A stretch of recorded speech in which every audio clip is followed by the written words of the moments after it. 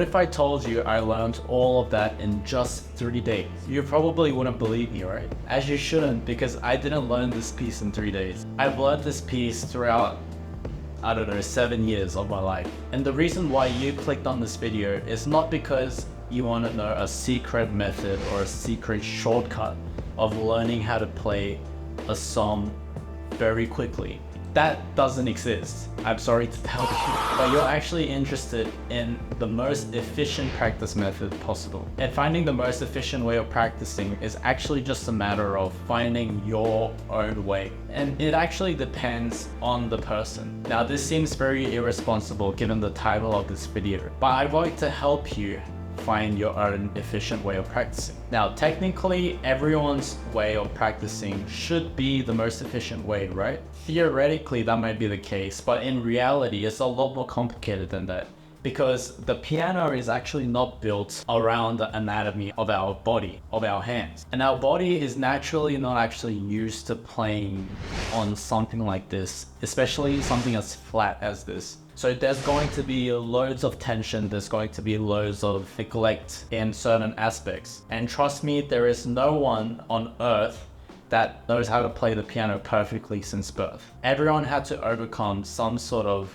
physical bad habit or like mental bad habit. And as a remedy, I'm going to teach you how I think you should be practicing. And before we actually start talking about practice methods, let's actually cover a concept that might be helpful. The way I look at practice is in 3 different stages. There is the early and the middle, and then the end. The early refers to when you just got a piece, it's very fresh, you have no idea how to play it, and your sole focus is learning the notes. The middle is where you know all the notes in your head, you've written it down or something, but you're working on the fluency now, and you're more focused on the whole phrase or the whole sentence of the music rather than each individual notes. And the end is where everything's down under your fingers, it's very comfortable, and now you're just focused on fluency and memorization and focusing on how to perform the song. Now, these 3 stages are very, very different in terms of mental approach and technical approach and even musical approach. Now, to demonstrate all 3 stages, I'm going to be using Bach's 8th invention in F major. Now, in my opinion, in the early stage, you don't really need to be focusing on dynamics, articulation, fingering, or how nice the song sounds. Actually, that's trap number 1. Most people develop very bad habits because they continually try to perform the song before it's ready. And everyone knows the problems that comes with that, right? Playing a song from the beginning all the way to the end without any stopping or repeating phrases, that is actually not practicing, it's just performing. So that's a very key difference that you should be watching out for. I know it's super tempting, but please don't just perform and say that's practice. Okay, so I just got this Bach invention. The first step is to write in the correct notes. If it has to be every single note, why not? Oh, but I don't really want to write in every single note. It's too tiring, it hurts my hands. Would you rather take a little bit more time and effort into writing down each individual notes, or finish learning the song quicker but you're playing everything wrong? Please don't be that guy. Oh, I can play Bach's invention.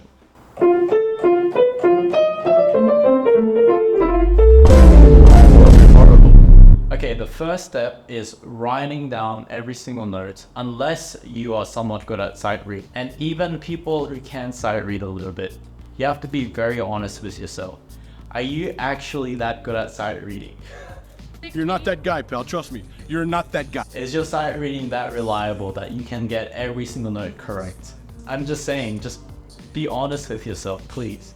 When you're at the point where you finish writing in all the notes and you're starting to play the notes, please remember that it's so much more valuable to get the correct notes in your first attempt than it is to get it wrong in your first attempt and then get it right in your second, third, fourth attempts, you know? I don't know why, it's probably something to do with how our brain works, but getting the correct note in your first attempt is just so valuable, and that is actually one of the key things to get right if you want efficient practice, and also if you want to learn your piece quicker. And I will tell you a tip on how to do that more effectively. I don't know if you saw my last video, but you need very, very strong fingers. So let's start off with the right hand, and I'll show you exactly how I would practice this if I first got it.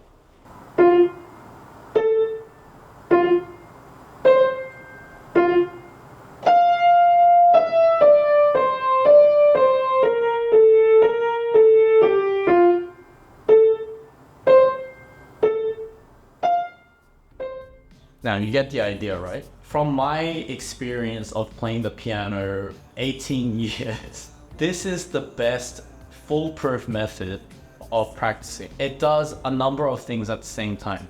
It strengthens your fingers, it forces your muscle memory to develop quicker, it helps you produce and project a good tone, and it prevents very bad habits from developing, such as wanting to perform the piece. Let's just quickly summarize what I just did there. I didn't really care about the articulation. I didn't really care about the dynamics. I'm more focused on getting the correct notes, playing everything as loud as I can so I develop strong fingers, and focused on getting every single note correct in my first attempt of playing a note. Now, after you've done that for hours, we can then move on to the middle stage. The middle stage, in my opinion, is where the musicality should come in. So stuff like correct rhythm, correct articulation, correct dynamic, correct phrasing, it's all very important to start developing now. The reason why I think this is good for the middle stage is because during the middle stage, you're not as concerned about each individual notes anymore. You're concerned about the whole musical line. So for example, rather than practicing each individual notes very loud, I'll be more concerned about how I play a certain phrase. For example, this is a phrase.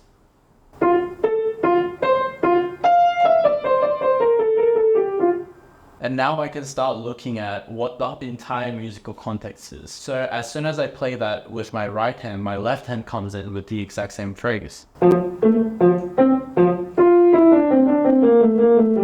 At every stage, you're going to be very, very tempted, like I said again, to keep playing and keep moving on. And I think in the middle stage is where that temptation is going to be the strongest because you're constantly playing phrases. So this is a very good place to start implementing section practice. And one of the most important things about this is that you get to decide what a section is. So set up a framework. Okay, right now I can't get the second line done correctly. So for the next 10 minutes, I'm going to focus just on the second line and try to make it work. I have a very important question here. Do you practice fast or do you practice slow? Always slow practice. At this point in the video, if you're feeling, oh, like this is such hard work, like how am I going to do all of this? When am I ever going to finish learning a song? Well, congratulations, that's exactly how it feels to practice piano. There are no such thing as shortcuts. I'm sorry to say you have to put in the effort. It's kind of hard to believe that all of these prodigies and like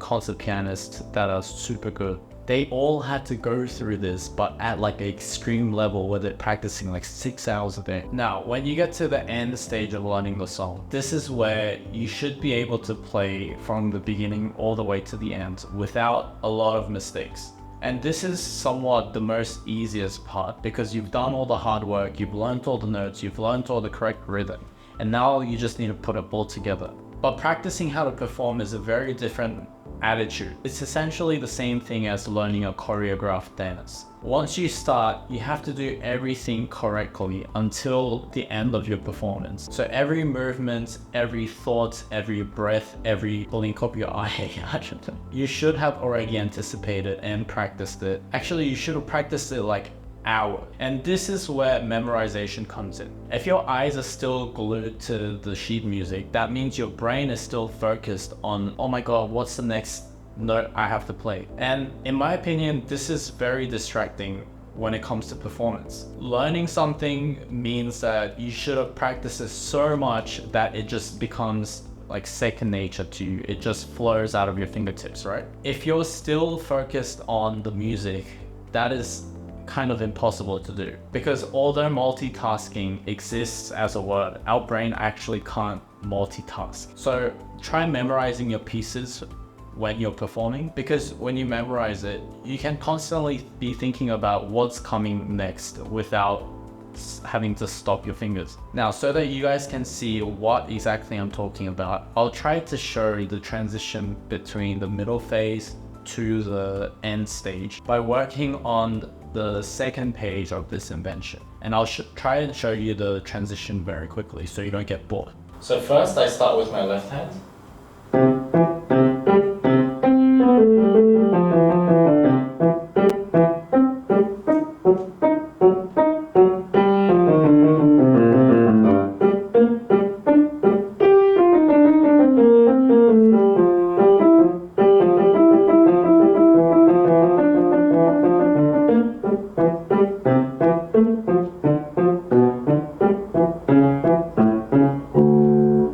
I'll be playing the right hand now, but at the same time as I'm playing, I'll be trying to mentally sing my left hand part so that I know how my right hand fits into the whole music.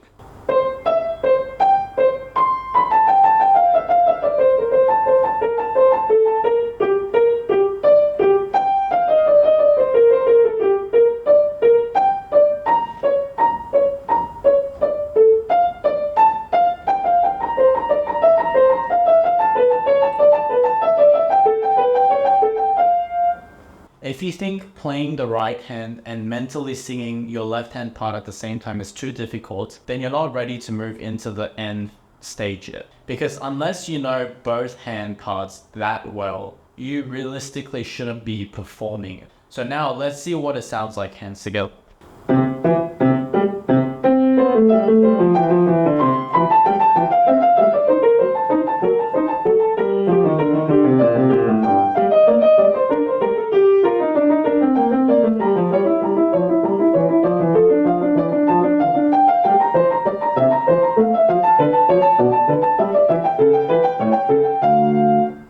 Now you would have noticed that I made a couple mistakes just then, but that's actually very important when you're in your end stages of your practice. Since we're practicing to perform it now, whenever you have a wrong note, you have to practice just skipping over it and keep moving ahead without changing your rhythm and without changing your pulse as well. This is because once you get to performance and you're playing and then you suddenly make a mistake, if you repeat that same phrase just because you made a wrong note, it's basically telling everyone in the audience, I made a mistake, I'm embarrassed, so I need to fix it. Now, a lot of people in the audience wouldn't have even realized that you made a mistake in the first place. But just because you repeated that phrase and then you messed up the rhythm and more importantly, you messed up the pulse, now even people who might not be familiar with classical music, they'll all be able to tell that you made a mistake. So remember, one of the most important things to be focusing on at the end part of your practice is to work on fluency to the point where making a mistake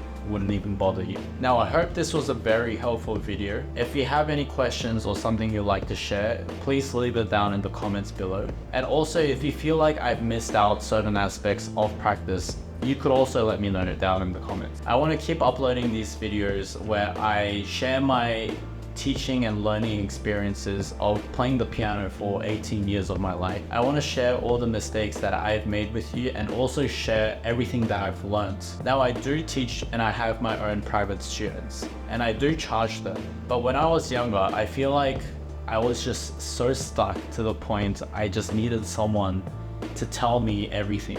So as a tribute to that, I just want to keep doing these free lesson videos and I just hope that someone out there finds use in them. So please subscribe.